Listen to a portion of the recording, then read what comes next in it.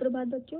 मैंने बताया था अब हम रिवीजन स्टार्ट करेंगे। मैं आपको क्वेश्चन पेपर में से जो पिछले सालों के आए हुए हैं उनमें से आपको कुछ प्रश्न दूंगी, वो आपको करने होंगे। ठीक है, आज मैं दे रही हूँ प्रश्न नंबर 1 खंड क और खंड ख। देखिए पहला प्रश्न है इसमें। इस बार मैंने बताया था, आपको पैटर्न बताया था, इस बार वार्षिक परीक्षा में जो आएगा आपका जो गद्यांश आएगा, अपठित गद्यांश, वो 10 नंबर का आएगा। ठीक है, अगर हम 2-4 गद्यांश कर लेंगे तो हमें प्रैक्टिस हो जाएगी, कैसे करना है वो पता चल जाएगा, ताकि हम अच्छा स्कोर कर सके। देखो पहला गद्यांश है, निम्नलिखित गद्यांश को पढ़कर संबंधित प्रश्नों के उत्तर दीजिए।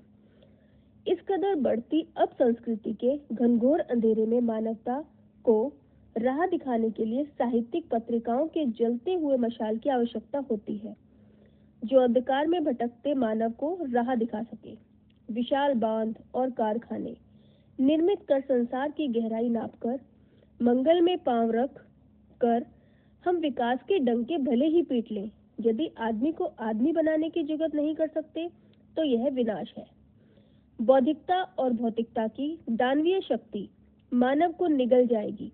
ईंट पत्थर के भवनों में दमदमाहट लाने के लिए कितने रंग रोगन किए जाते हैं, किंतु हाड़ मांस के पुतले मानव में दया, क्षमा, करुणा, ममता, समसरसता और विश्व बंधुत्व का भाव संचरण करने के लिए तंत्र भी मौन है। इसके लिए दधीची सरीके दानी और कर्णादि सरीके त्यागी की आवश्यकता है। दधीची कौन थे? जिन्होंने यज्ञ के लिए अपनी हड्डियों का दान कर दिया था, और कर्ण ने अपने कवच कुंडल दान में दे दिए थे, जो कि उसके शरीर पर जन्म से थे। ठीक है, तो ऐसे लोगों की आवश्यकता है। मानवता को यह उपहार सत्ता के आधारकों से नहीं, सच्चे साहित्य साधकों से ही लिया जा सकता है।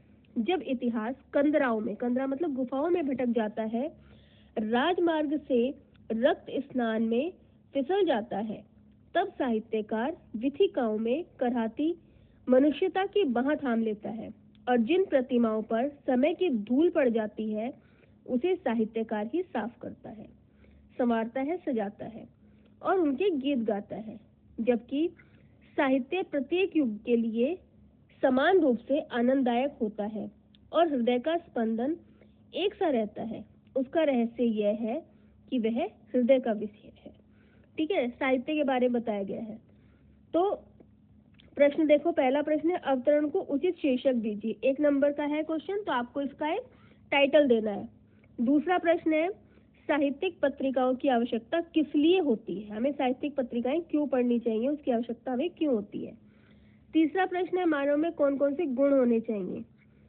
साहित्यकार का क्या दायित्व है, साहित्य किसका विषय है, और अब संस्कृति का क्या अर्थ है।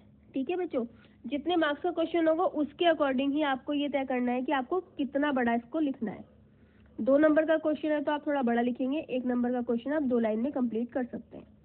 ठीक है, खंड ख। खंड ख, निर्देशानुसार उत्तर दीजिए। अब निर्देशानुसार उत्तर दीजिए। पहला प्रश्न है, किसी एक का वर्ण विच्छेद कीजिए। एक का नहीं करना, आपको दोनों का करना है। खिलाड़ी और आग्रह, किसी एक का वर्ण संयोजन कीजिए, दोनों का वर्ण संयोजन करना। उचित स्थान पर अनुस्वार बिंदु का प्रयोग कीजिए। अनुस्वार लगाने कहाँ लगेंगे। चौथा है, उचित स्थान पर अनुनासिक का प्रयोग कीजिए। ठीक है, तीनों करने हैं। उचित स्थान पर नुक्ता का प्रयोग कीजिए। सफेद, जिंदा, बाजार, फर्श।